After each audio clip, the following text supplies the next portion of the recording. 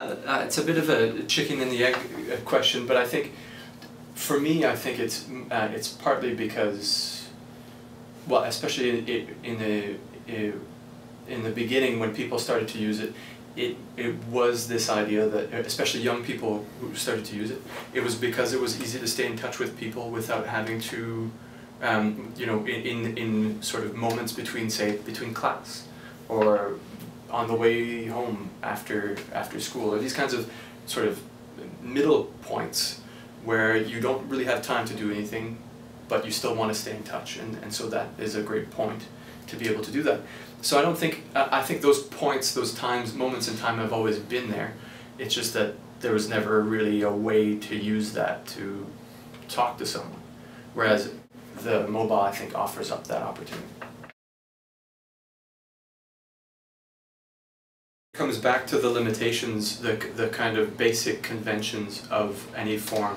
In this case, because you're dealing with 140 characters and you want to convey certain things that you wouldn't be able to otherwise, you need to find other solutions than the ones that you're familiar with. So because you're writing with text, and I think this oftentimes comes through in all sorts of online communication.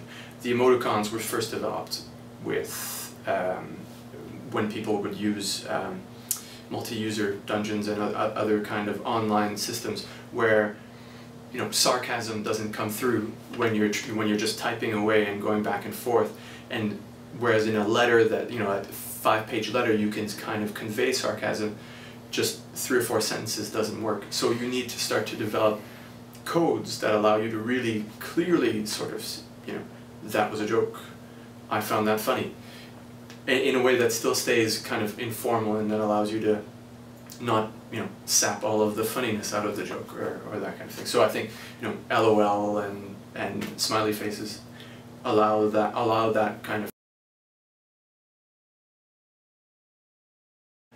They're not dictated. The way the expression I prefer to use is enabled and constrained. So all technologies enable you to do certain things that you wouldn't be able to do otherwise, but also constrain you in the way that you're able to do them. So with text messaging, for example, you're limited to 140 characters, and you're limited to a certain kind of well, a set of icons and of text that you wouldn't be able to. You can't go out of that repertoire.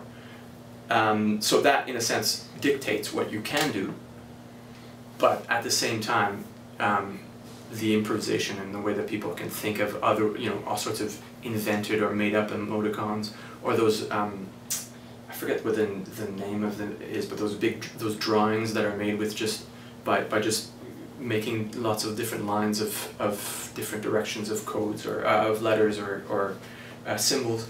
I mean, that's all the imaginative ways of using it, and that shows the kind of productive side of finding ways around those constraints. So that's the kind of the enabling dimension. Free-flowing, informal conversation to be sustained without complicating. Unless, of course, you're the Prime Minister of the UK and you think that LOL means lots of love, which apparently in a lot of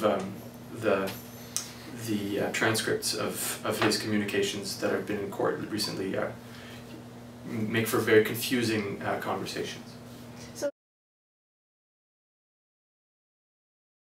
relationships in our information driven society today. Well, I think it comes back to what I was saying earlier about those little sort of mini moments, if you like, when you're on public transport, or you've got 5 minutes between meetings, or you're listening to a lecture and not very interested. Those are those moments when you can sort of sneak away a bit of time and send something to somebody else, or when you can, or when you want to just quickly convey some message. So I don't think it has one specific function.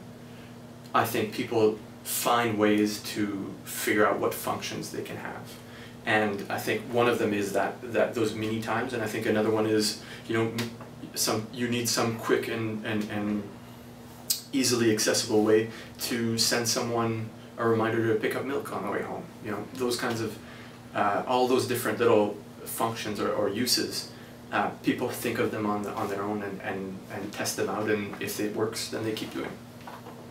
Right.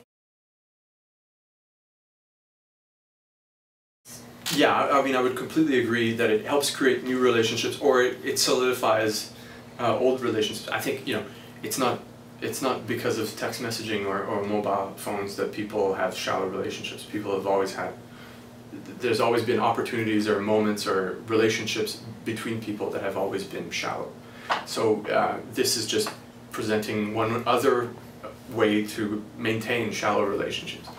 But at the same time, there's all sorts of other things that people use it for, and it presents a new and interesting way to have shallow relationships, but also all sorts of other relationships that you can maintain.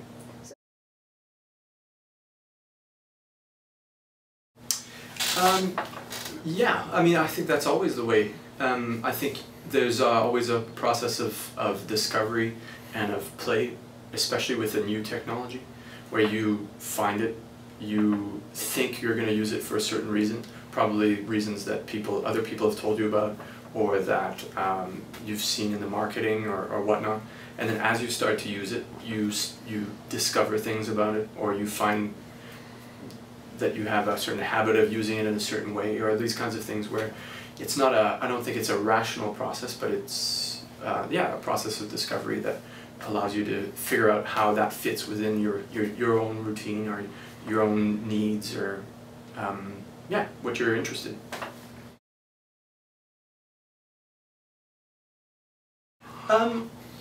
Yeah, I mean, I don't think, yes and no. I mean, I think it really depends on the person, right? And it depends on the person they're trying to get in touch with.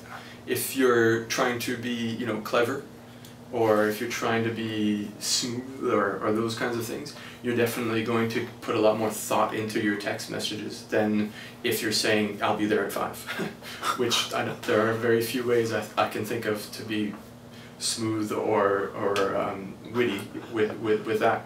But yeah, no, I think again, it depends on what you're trying to do with it and who you're trying to communicate with.